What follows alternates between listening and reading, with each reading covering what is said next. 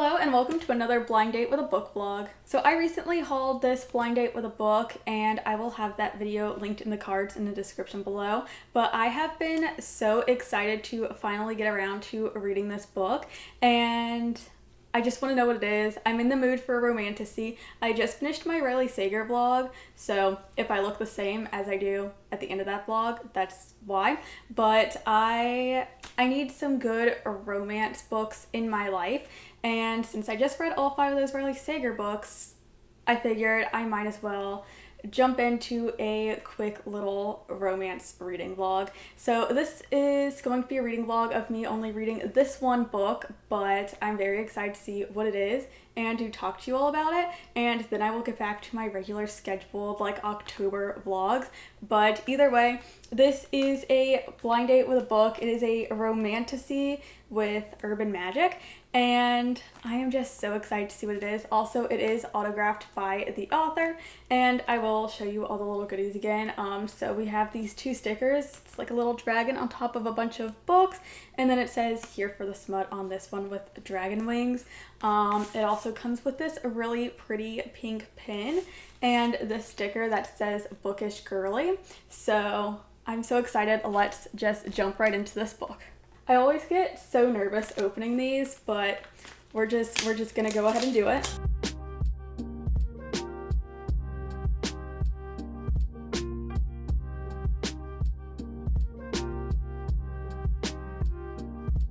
They like taped it directly to the books. Now there's like this tape residue on it.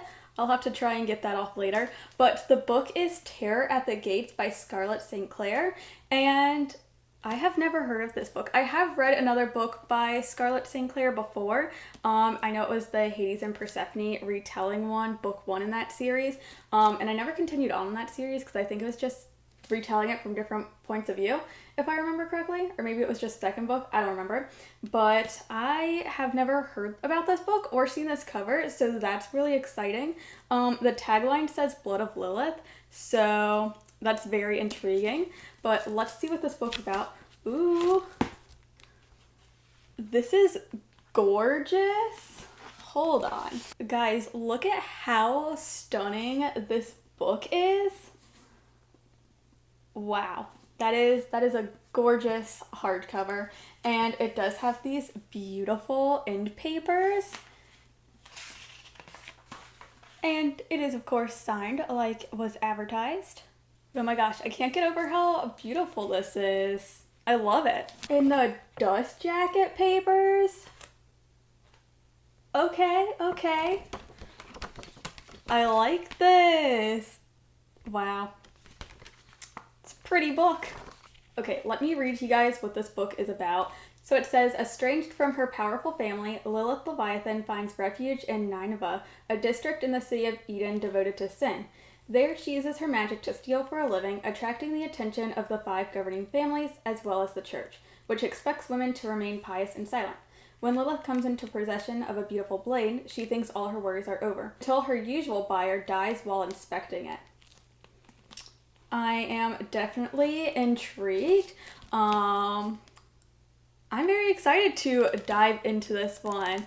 I'm very excited to see how this one goes. Obviously, I'm in the mood for a romantasy, so hopefully it delivers on both the fantasy and romance aspects, but I'm gonna go ahead and start reading this one. Okay, so I was just standing here flipping through the pages, just because I'm still like in awe of this book, but there is a trigger warning page at the front of it, and I do like that for the trigger warnings, it does give the specific pages that things happen on, which I just think is a really like great aspect of a book to have. That way people can still read it and just skip over the parts that would be triggering. I really like that. And it also has the hotline number in here as well, which is just amazing. But yes, there is a list of trigger warnings.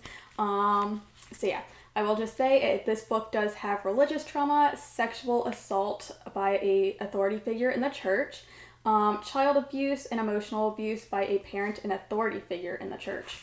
So those are the trigger warnings if you wanted to be aware of that before going into that. But I just thought that was a very neat little aspect of it. I know a lot of books these days do give trigger warnings, but not the specific pages. So I just wanted to bring that up.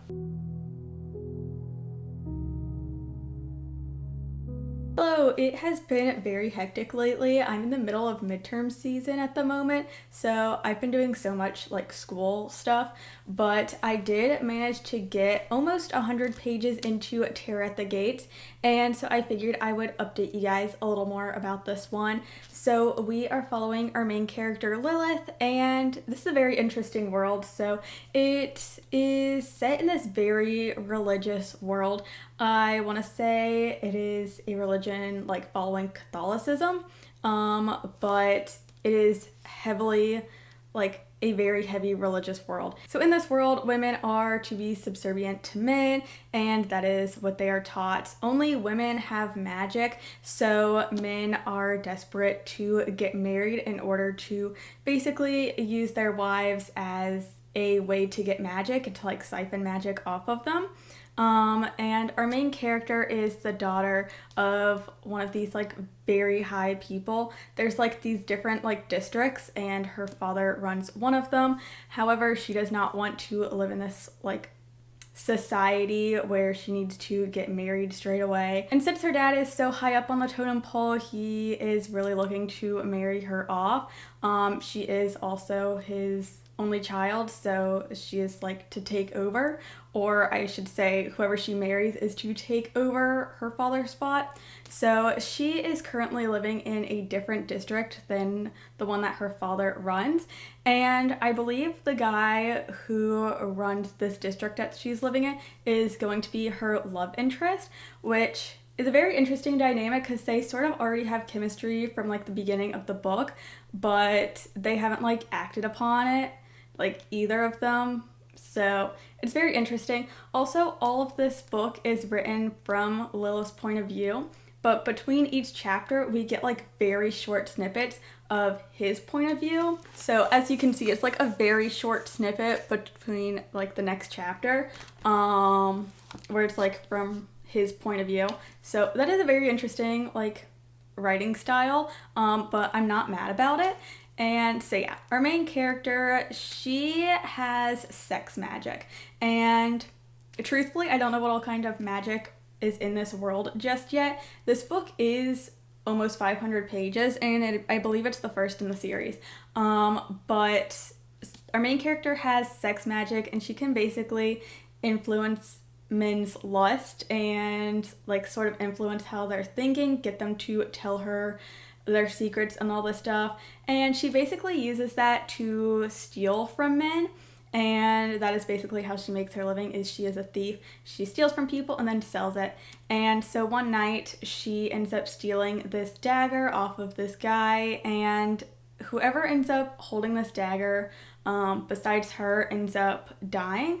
And so there is a slight mystery about this dagger. We haven't really got too much about it because this dagger ends up not being in her hands for too long. Like after she tries to sell it, the guy she sells it to ends up dying, and then like the dagger is basically out of her hands after that. So I'm not really too sure what all's going on there, but I will say this book is reading very fast. I really like the pacing of it so far.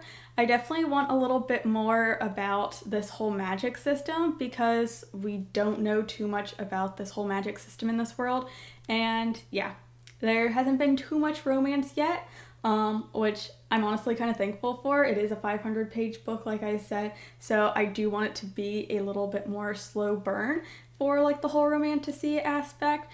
But yeah, I am enjoying it so far, so we will see how it goes. But tomorrow I actually have a couple things planned, so I'm not sure how much reading I'm going to get done. I have my eye appointment, and then I'm also getting my hair done after that. We'll see how everything goes. I will update you guys along the way.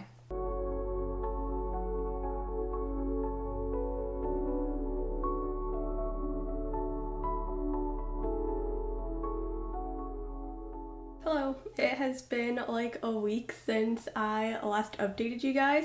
I'm not sure if you can tell, but I ended up getting sick, and it really took it out of me. So I hadn't really read a lot or updated. As you can probably tell, I did get my hair done. That was before I got sick, so again, it's been a while. It definitely doesn't look the best right now because it's still a bit wet. I took a shower. I had my final midterm today, and taking midterms while getting over the flu is not fun. But you know, we're here, we're doing it. I did pass all of my midterms, luckily. Some of them were a struggle, but you know, we got through it.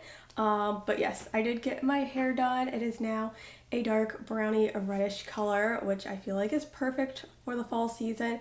But yes, we are here to talk about what I read, and that is Terror at the Gates. So again, I took quite a bit of time off from reading this.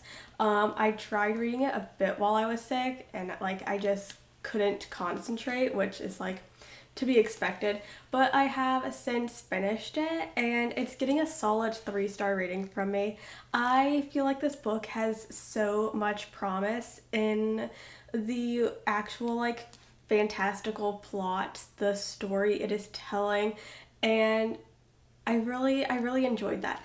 I will say, for a romantasy book, it does take about 400 pages before the romance actually happens and like our two characters get together. So it is, I guess, a bit of a slow burn in that regard. I'm not necessarily sure how I feel about the romance or like the characters in general in this book.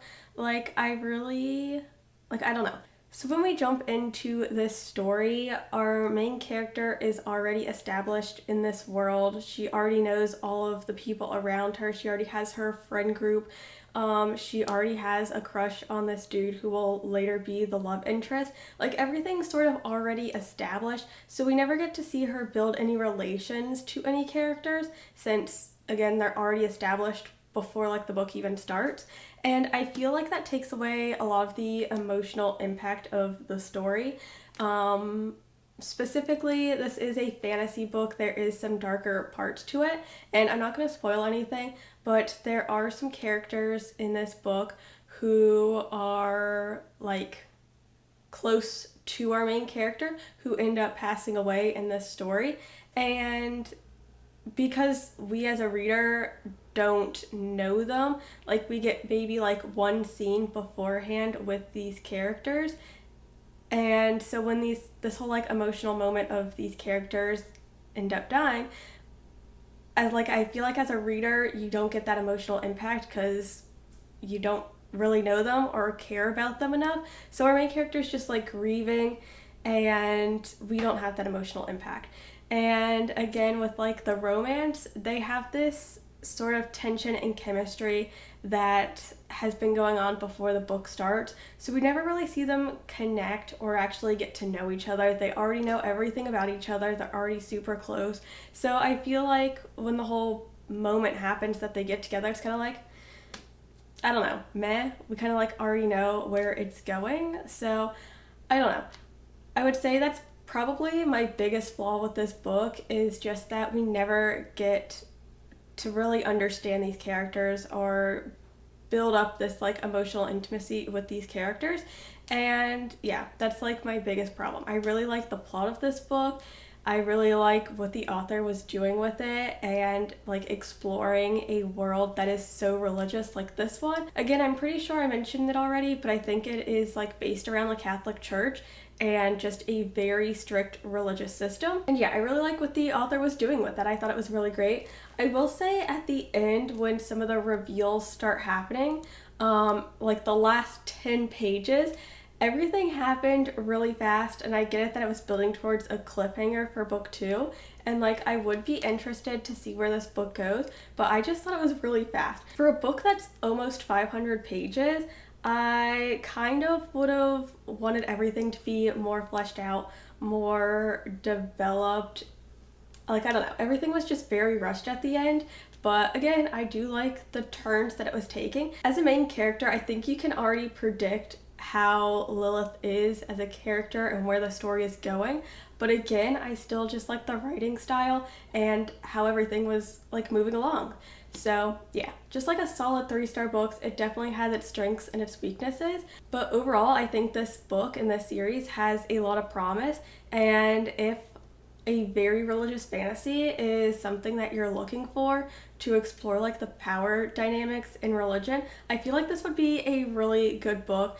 I definitely think like this whole concept would appeal to a lot of people, and also considering it's not like a romantasy that's overly romantic or focused on the romance, I think it will work for a lot of people as well. But yeah, that's my feelings on this book. I also just want to show you guys a couple of books that I ended up getting before I got sick. The day I like went and got my hair done and everything, I did stop at Barnes & Noble, so we're gonna do a little book haul. So I ended up getting Mate and People Watching. It was, as you can see from the sticker, it was the Barnes & Noble's buy one get one 50% off sale. So I had to get both of these. They are two of my most anticipated releases for October. So I had to get them, and I am so excited to actually get to reading them. But People Watching is a small town contemporary romance, and then Mate is a paranormal romance. This one is also book 2 in the series. The first one is Bride, which I absolutely adored. So yep, that's the little book haul. But that is it for the video. I'm sorry again that it was so short. I wanted it to just be like a very quick, short little reading vlog while I worked on some other projects. Obviously that all fell through, so this is kind of the only video you guys are getting this week. It was supposed to be a double video week, but you know, it is what it is. We're just gonna have to deal with it. Definitely not how I wanted it to go. I definitely was never planning on getting sick, but what can you do? Either way, I still read a book off my TBR. I thought it was really fun. Definitely a lot different from what I have been picking up recently, so it was still very fun. And it did get a book off my TBR, although I ended up buying 2 more, so I mean, it is what it is. I am constantly struggling with my TBR, but that's just how it's going. Either way, thank you guys so much for watching. If you enjoyed this video, don't forget to leave a like, subscribe, comment whatever you feel like commenting, and I will see you all in the next one. Bye!